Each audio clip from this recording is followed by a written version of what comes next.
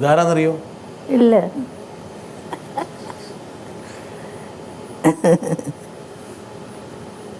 എൻ്റെ ഭർത്താവ് മണിസ്വാമി.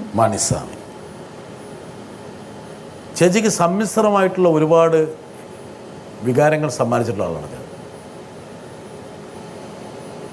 എന്നോട് സത്യം പറഞ്ഞ സ്നേഹമായിട്ട് പെരുമാറിയിട്ടേയില്ല ഒരു പ്രാവശ്യം പോലും, ഒരിക്കലും. പക്ഷേ എൻ്റെ അടുത്ത് കിടന്നാണ് മരിച്ചത് കേട്ടോ. പുള്ളി ഒറ്റയ്ക്ക് താമസിക്കായിരുന്നു ഞാനത് ചേച്ചിക്ക് അറിയാവുന്ന ഒരാളിൽ നിന്ന് ഞാൻ അറിഞ്ഞത്. അതായത് ചേച്ചി ചെയ്തിട്ടുള്ള ഏറ്റവും വലിയൊരു, ഭർത്താവിൽ നിന്ന് പിരിഞ്ഞ് ജീവിച്ചു, സ്വതന്ത്രയായി ജീവിച്ചു.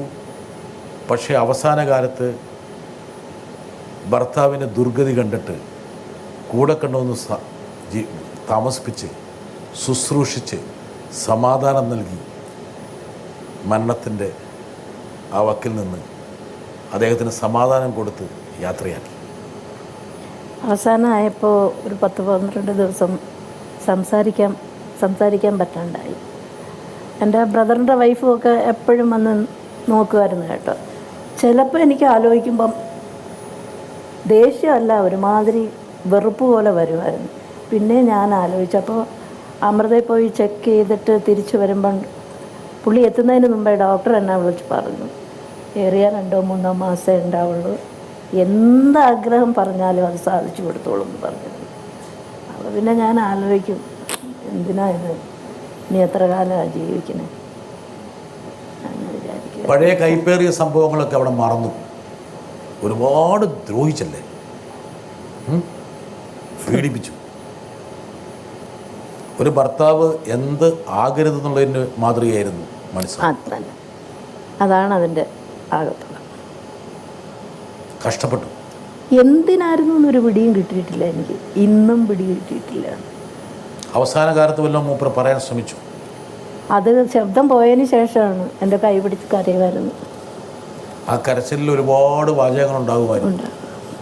അത് പരിഭാഷപ്പെടുത്താൻ ഒരു യന്ത്രോപാരം കണ്ടുപിടിച്ചിട്ടില്ല. ഇല്ല. ഉണ്ടായിരുന്നെങ്കിൽ വേണമെങ്കിൽ വലിയൊരു കഥ പറഞ്ഞേ.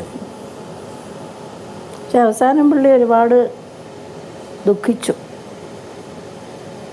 എന്തൊക്കെയോ എന്നോട് പറയണം, മാപ്പ് ചോദിക്കണം എന്നൊക്കെ ഉള്ള ഒരു ഭാവം നമുക്ക് മനസ്സിലാവുമല്ലോ, ഒക്കെ ഉണ്ടായിരുന്നു.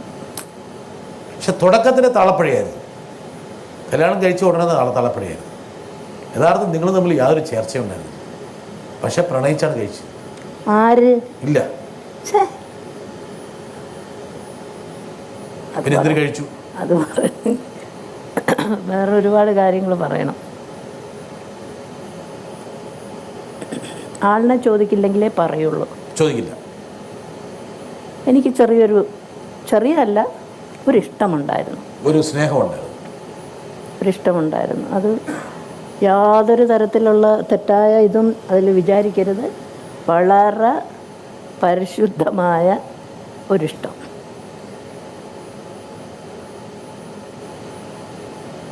കല്യാണം കഴിച്ചേനെ, പക്ഷേ എന്നോട് മതം മാറണമെന്ന് പറഞ്ഞു. അപ്പോൾ എനിക്ക് താഴെ പെൺകുട്ടികളൊക്കെ ഉണ്ട്, അവിടെ ആൺകുട്ടികൾ മാത്രമേ ഉള്ളൂ. അപ്പോൾ അച്ഛനോടൊക്കെ പോയി സംസാരിച്ച് വന്നിട്ട് എൻ്റെ അടുത്ത് പറഞ്ഞു, ഇങ്ങനെ അച്ഛൻ പറയുന്നുണ്ട് മതം മാറണമെന്ന് പറഞ്ഞു. അത് മാത്രം നടക്കില്ല എന്ന് പറഞ്ഞു. മതമൊന്നും ജാതി അന്വേഷിച്ചിട്ടല്ലല്ലോ ഇഷ്ടപ്പെട്ട്. അപ്പോൾ അത് നടക്കില്ല. എനിക്ക് സഹോദരിമാരുണ്ട്, ഞാൻ എൻ്റെ കുടുംബമൊക്കെ നോക്കിക്കൊണ്ടിരുന്നു. അപ്പോൾ എനിക്ക് എൻ്റെ കുടുംബം നോക്കണം, അത് നടക്കില്ല. അങ്ങനെ അത് ഒഴിവായ സമയം പുള്ളി എന്നോട് നേരിട്ട് വന്ന് ചോദിക്കുക ചെയ്ത്. റോസി എന്നുള്ള സിനിമയുടെ നിർമ്മാതാവ്. ഞാൻ അന്ന് വിചാരിച്ചത് ബ്രാഹ്മണനാണ്, സാത്വികനായിരിക്കും, പഠിച്ചവനാണ്, എൻ്റെ കുടുംബം രക്ഷപ്പെടും എന്നൊക്കെ വിചാരിച്ചു. എല്ലാം തകിടം മറിഞ്ഞ് നേരെ ഓപ്പോസിറ്റായിട്ട്. ചേച്ചി അഭിനയിച്ചുകൊണ്ടിരുന്ന സിനിമയുടെ നിർമ്മാതാവായിരുന്നു. സ്വാഭാവികമായിട്ടും നമ്മളെപ്പോലുള്ള പ്രേക്ഷകർ ചിന്തിക്കുക, അല്ലെങ്കിൽ സിനിമ ആസ്വാദകർ ചിന്തിക്കുക, സിനിമയുടെ നിർമ്മാതാവുമായിട്ട് ആ സിനിമയിലെ നടി ഒരു പ്രണയത്തിലേർപ്പെട്ടു.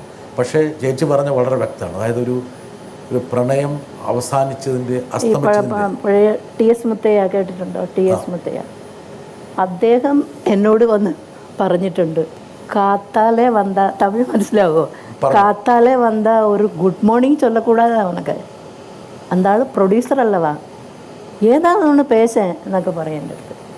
നീ ഒരു ഗുഡ് മോർണിംഗ് പറഞ്ഞുകൂടെ, നിനക്ക് എന്തെങ്കിലും ഒന്ന് അയാളോട് സംസാരിച്ചുകൂടെ എന്ന് ചോദിച്ചിട്ടുണ്ട്. ഞാൻ അത്ര പോലും മൈൻഡ് ചെയ്യാതിരുന്നൊരു വ്യക്തി.